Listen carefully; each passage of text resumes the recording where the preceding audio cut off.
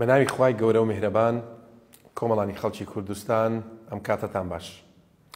ئاشکرایە لە دوای ڕووداوەکانی هەشتی تەمووزەوە هەموو هەوڵێکمان بۆ ئەو بۆ کە ڕێگری لەو پیلانگەڕیانە بکەین کە ناحەزان و نەیارانمان دەیانویست دۆخی ناوخۆی یەکێتی و دۆخی هەرێمی کوردستانیش بەرەو لێکترازانی گەورە ببەن و ئەوەی بە خەبات و تێکۆشانی چەندین ساڵی پێشمەرگە قارەمانەکان و هەموو تێکۆشەران و دەیان هەزار خوێنی شەهیدی ئەم گەلە بەدەست هاتووە لە ناوی بن.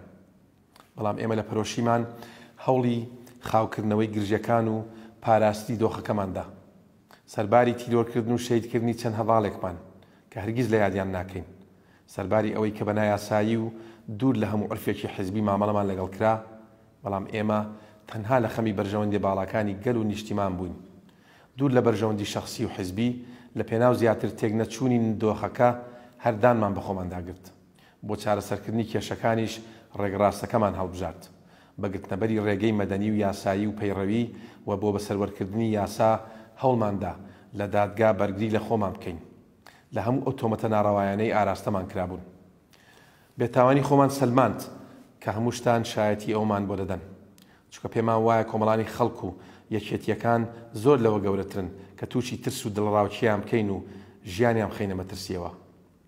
دوای ساڵ و نیوێک لە پشوو درێژی سەرنجام بە بڕیاری دادگا هەموو مافە سیاسیەکانمان بۆ گەڕایەوە کە بە شەرعەتی کۆنگرەی چوارەمی یەکێتی نیشتیمانی کوردستان و بە دەنجی ئەندامان و کادری دڵسۆزی یەکێتی بەدەستمان هێنابوو.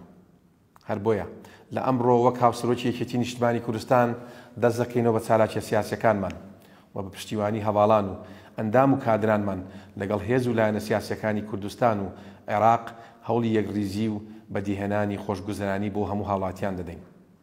هەواڵانی عزیز، یەکێتی نیشتیمانی کوردستان دەبێت شارازی بەخۆیەوە بکات کە هەمیشە ئەندام و کادرەکانی بوونەتە کۆڵەکەیەک و پاراستویانە.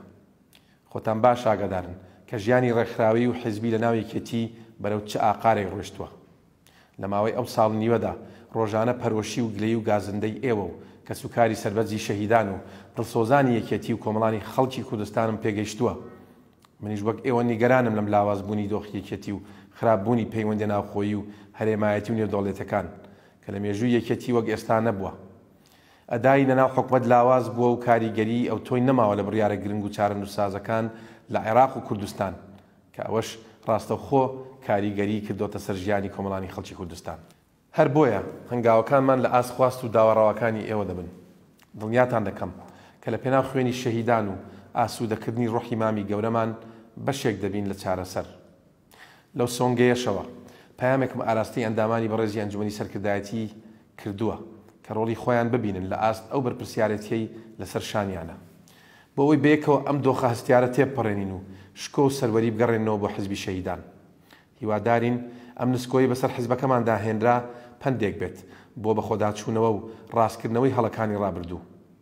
خۆگەر هەواڵانمان ئامادە نەبوون بۆ کاری پێکەوەیی، ئەوان ناچار دەبین بە جیاو لە ژێرناوی یەکێتی نیشتیمانی کوردستان و پشتبەست بە یاسا و لە چوارچێوەی پێڕەوی ناوخۆدا درێژە بە خەبات و چالاکیە سیاسیەکانمان بدەین کە من و هەواڵەکانم هیوا بەوە ناخوازین، چونکە هەمووتان دەزانن ئەوە خزمەت بە هیچ لایەنێک ناکات. کۆمەڵانی خەڵکی کوردستان، هەواڵانی خۆشەویست، هەوڵەکانی من لە پەیوەست بە داکۆچی لە شەرعەتی کاری سیاسی لە ناو یەکێتی نیشتیمانی کوردستان تەنها پرسێکی حزبی و کەسی نییە، بەڵکو پەیوەستە بە خەمی گشتی کۆمەڵانی خەڵکی کوردستان بە گشتی و دەڤەری سەوز بە تایبەتی. یەکێتی حزبی حکومڕانی ئەو ناوچەیە و لە ماوەی ڕابردووشدا خەڵک خۆیان شایەتن کە دوای کولەتا بەسەر شەرعەتی ئەو حیزبە لە هەموو ڕوویەکەوە چنا ئارامی و بێهیوایەک ڕووی کردووەتە ناوچەکە. ئەگەر ژیانی خەڵک ئارام و خزمەت گوزاری باش و پرۆژەکان کرابان بۆ بەندە ئاسانتر بوو لە دوورەوە دەستخۆشی لە هاوڕەکانم بکەم و شانازی بە حیزبەکەمەوە بکەم، جا پۆست و پایم هەرچیەک بێت. بەڵام هیچ بوارێک نەماوە لە غیابی ئێمەدا خراپتر نەبوو بێت. تووڕێی و گلەی و ناڕەزایەتی و بێزاری لە حیزب و حکوومەت لەو سنوورە گەیشتۆتە ئاستێکی مەترسیدار بە سەربازگەکردن و بڵاوکردنەوەی ترس و تۆقاندن و خراپی دۆخی بازار و بازرگانەکان و سەرانە سندن و تێکشکاندنی دامەزراوەکان و دەستگیرکردنی ڕۆژنامەنووسان و نەهێشتنی پانتایی ئازادی ڕادەربرین و ڕاگەیاندن و جێگرتنەوەی حزب لە جیاتی حکوومەت کە هەموو ئەمانە دوورن لەو پرینسیپانێکی یەکێتی خەباتی بۆ کردوون. هێندە بەستە بیڵێم بە درێژایی ساڵانی ڕابردوو کەسانێک لە حکومەت نوێنەرایەتی ئەم دەڤەریان کردووە تاکەیەک پرۆژەی استراتیژیان نییە پێشکەشی خەڵکیان کردبێت.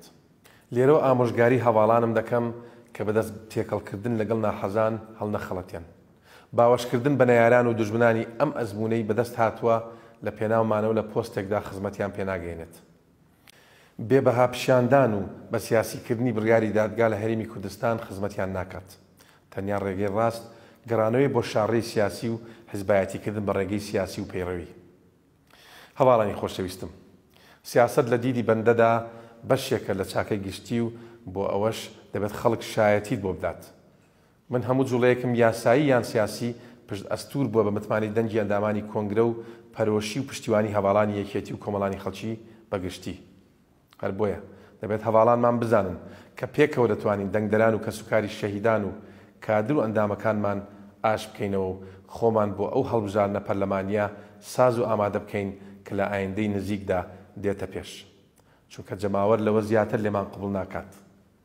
خۆگەر عینادی سیاسی هەڵبژێرن دەبێت باش بزانن کە سندوقەکانی دەنگدان دەری دەخەن کێ گەلپەسەند و کێش خەڵکی بێهیوا کردووە. هەڵبژاردن یەک لاکەرەوە دەبێت کێ خاوەنی سەنجی ڕاستەقینەیە لە ناو حیزب و جەماوەردا. هەر لێرە شۆڕوو دەکەمە لایەنە سیاسەکانی هەرێم. هەموو لایەنەکان باش دەزانن کە پەیوەندیەکانی هەرێم لە چ ئاستێکدایە و وڵاتانی دەرەوە چۆن نیگەرانن لە پاشەکشەی سیاسی و حکومڕانی لەم هەرێمە. دۆخەکە بەرەو بنبەستی تەواو دەڕوات. ئەوەش قەوارەکەی خستۆتە بەردەم مەترسی جددی و ترسناکەوە. بێدەربەستی و خۆپەرستی هەندێک فیگەری سیاسی خەریکە کۆی دۆخەکە بەرەو ئاراستەی نەخوازاو دەبات. بۆیە پێویستمان بە هاوخەباتی و کاری پێکەوەی و یەکڕیزی نیشتیمانی هەیە. مەترسی ناوخۆیی و دەرەکیەکان ئاستی ژیانی کۆمەڵانی خەڵک، بەرزبوونەوەی ناڕزایەتیەکان و بێئومێدبوونی گەنجەکانمان، فراوانبوونی ناکۆچی و دووبەرەکی نێوان یەکێتی و پارتی و ئیفلیسبوونی حکومڕانی، فشارەکان لە بەغدا دەیان کێشەی تر ئەومان لێ ئەخوازێت قوڵتر و خەمخۆرانەتر بیر لە دۆخەکە و چارەسەری سیاسانەی دوور لە هەڵچوون و خۆپەرستی بکەینەوە. لە ڕابردووشدا چەندین جار ڕامانگەیاندۆ و ئێستاش دووپاتی دەکەمەوە. پێویستمان بە یەکگرتوویی و کرانەوەی زیاترە لەگەڵ بەغدا لە ڕێگەی دیالۆگی نیشتیمانی لەگەڵ هێز و لایەنە عراقیەکان لە پێناو چارەسەرکردنی یەکجاری کێشە هەڵپەسەردراوەکانی نێوان حکومەتی هەرێم و حکومەتی فیدراڵی عێراق. داواکارم ناکۆچی سیاسیەکان بەلاوە بنین و دەست لە ناو دەست قۆڵی لێ هەڵماڵین و هەنگاوی ڕاستەقینە و جددی بۆ بنین تا پێگە و قەواری سیاسی هەرێمەکەمان بەهێز و پارێزراوتر بکەین و میلەتەکەشمان لەم دۆخەنا هەموارە ڕزگار بکەین و هیوا و ئومێد بگەڕێنەوە بۆ گەنجەکانمان و خۆشگوزەرانی و ئارامی و ئۆقرەیی زیاتر بۆ کۆمەڵانی خەڵکی کوردستان دابین بکەین. هەر شاد و سەربەرز و سەرکەوتوو بن.